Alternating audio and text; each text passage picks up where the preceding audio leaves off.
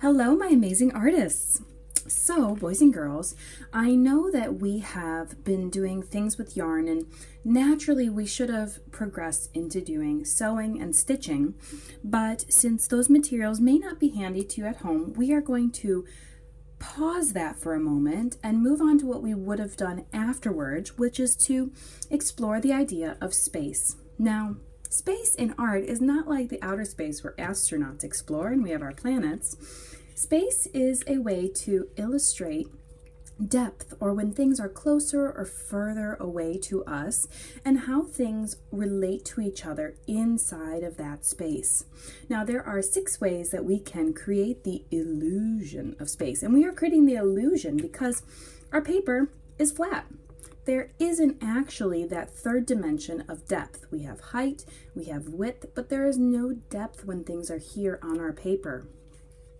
The first way that we can create this illusion is overlapping our shapes onto our paper.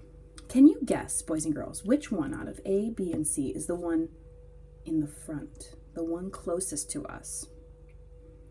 If you were like, easy, it's C, you are right, boys and girls. That is because our spheres are on top of each other. They are the same size, they are in the same position on the paper, but C obviously looks closer to us because it is overlapping B, which is overlapping A. The next way we can create a space illusion of depth in our picture is by varying the size of our object. We can see that D, the sphere of D, is very large, so large that it is being cut off of our paper. D, if you thought, is the closest, you are right. Can you guess which one looks the next closest to us? The next way that we can illustrate the illusion of space or depth is by adding value to our shapes. We've experimented a lot with adding value this year in art by creating a highlight and a cast shadow. We know that there's also the core of the shadow, as well as some of those medium values where the highlight is fading into our shadow. This makes our object look 3D, like it has the depth to it. That's the third dimension, is depth. The next way is perspective. There's a mathematical equation for how things get smaller the further away they are. And we can use our lines of perspective to calculate how those objects are going to become smaller and smaller the further away they are from us. That is called one-point perspective, where if there was a point out here, my ruler would be able to create these lines. The next one is focus. As things get further away from us, they get blurry. The outline of the shape is very hard to see. And we can create that illusion by making our lines of our shapes fuzzy the further away they are. Boys and girls, which sphere, can you guess, is the closest? Easy, Mrs. Shorten. It is A, because this sphere is the most crisp and clear to us. Last way is position, and this one is something you may not have guessed is a way to create the illusion of space. If we imagine that this square is our paper, they're all the same size sphere, but one of these spheres looks further away from us. Can you guess which one it is? That's right, it's D. That is because D is positioned highest on the paper. And likewise, A should appear closest to us because it is lower on the paper. So if we actually go back to the size illustration, even though A is smaller, it also may appear furthest away from us because it is higher on the paper than D, which is lowest on the paper. So position is a wonderful little trick that we can use to further enhance our illusion of space and art. And we can combine many of these different ways where, like, if I put another overlapping shape here in front of B, B would have looked further away than that shape. So we can combine them. Now today, boys and girls, I am going to link on PowerSchool this document, which you may have seen before in previous years, and it is a practice for creating 1-point perspective. And I will also link up the answer sheet for all of these different things that you can work on. On the back, there is a page where you can work on creating buildings as if you were laying on the ground looking up at the sky, as if this dot was a bird in the sky and we're looking up at the tall skyscrapers. So keep posted and look at this. If you have a printer at home, this is something that you can definitely work on, and it is really fun to do. We are all working on making sure that the shapes, the edges of the shapes, go down into that 1-point perspective.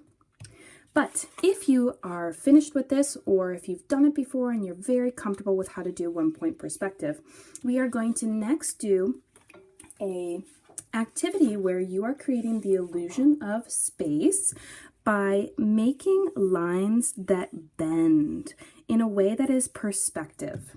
So I'm going to teach you how to get started with this little illustration or illusion of a sphere that is like a bubble of water on a checkered table. So the first thing that you are going to need is a piece of paper. And you're going to need something round, and since I'm here at home, I'm going to use a can of tomatoes and another small can of jalapenos. And I can trace these objects. You can use pencil to start, or if you feel confident in your tracing abilities, you can move right on to using a marker or a pen to make those lines crisp around the edges.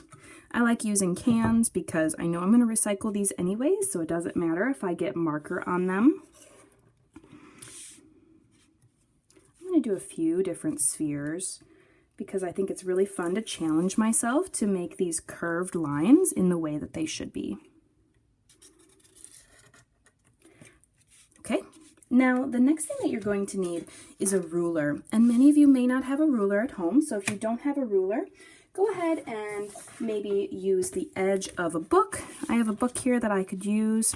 Make sure it's one that you're not going to be getting marker on if that is something that's that would be bothersome to the book. So, but since I have a ruler, I'm going to go ahead and use my ruler. I like using my ruler because it's clear and so I can see through it. But we have to make do with what we have at home.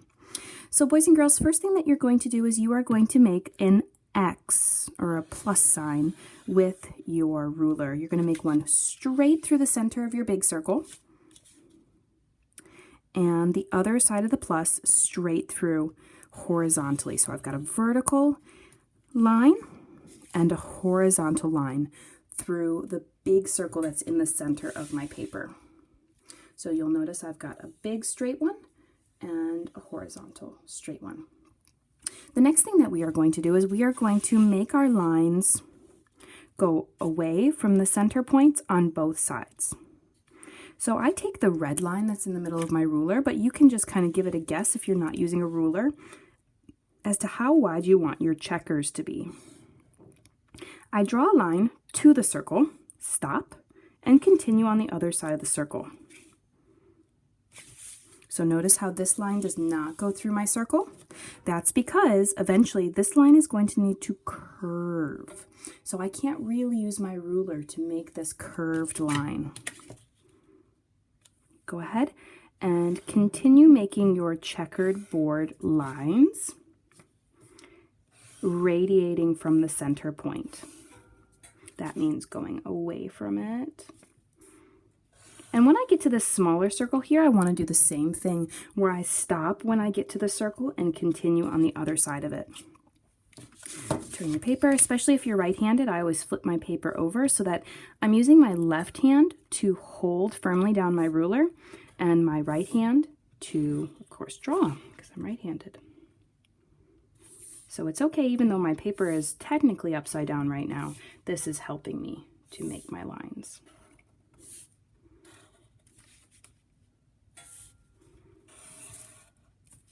And then turn your paper horizontally or landscape, and you need to do the exact same thing going this way and this way from the horizontal line. Okay, boys and girls, I have now added all of my checkered board lines on the outsides of my circles.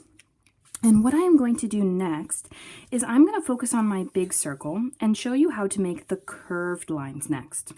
So I like to draw my curved lines with them landscape because my hand, it's easier to make my hand arch this way than it is to arch this way.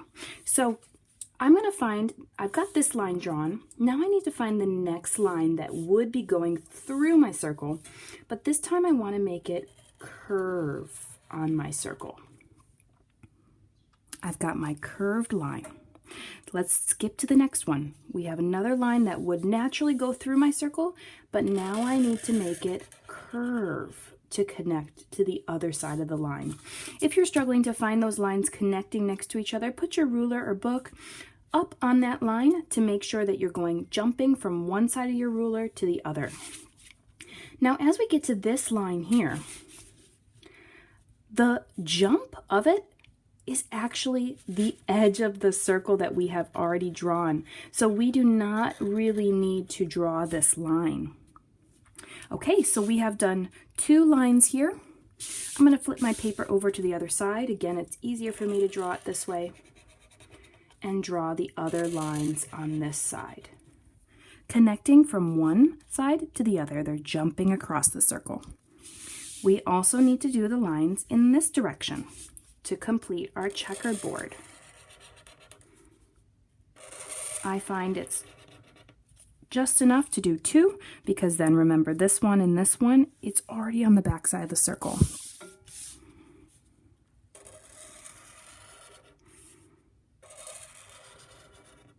Okay, this completes my large sphere, and now I'm going to challenge myself because these smaller spheres, I have to kind of do a little bit of guessing to figure out exactly where those lines go. Now I've got a hint where this line is going to come to this line, but do I know whether to go it up or down because I don't have that middle line and plus line? Well, I'm going to pretend that this is the center of the circle right there. That's about where it is. And so if it's on this side, I want it to curve down, and if it's on this side, I'm going to curve it up. Down.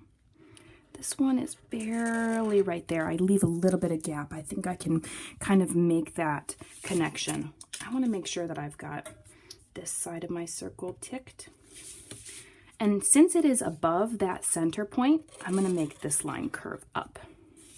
Now the lines going this way are a little bit more complicated because I don't have the luxury of having the other side of my checkerboard to connect it to. So I'm going to have to do my best job to just guess about how it would look.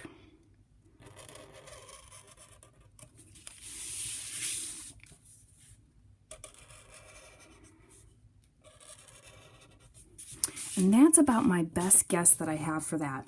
So I am going to continue doing the other circles that I have, and then I will be ready to color it in. But for today, I think that you are probably spending your time completing this, and next class we will work on adding in all the color and as well adding that value to make it look even more deep and spacious.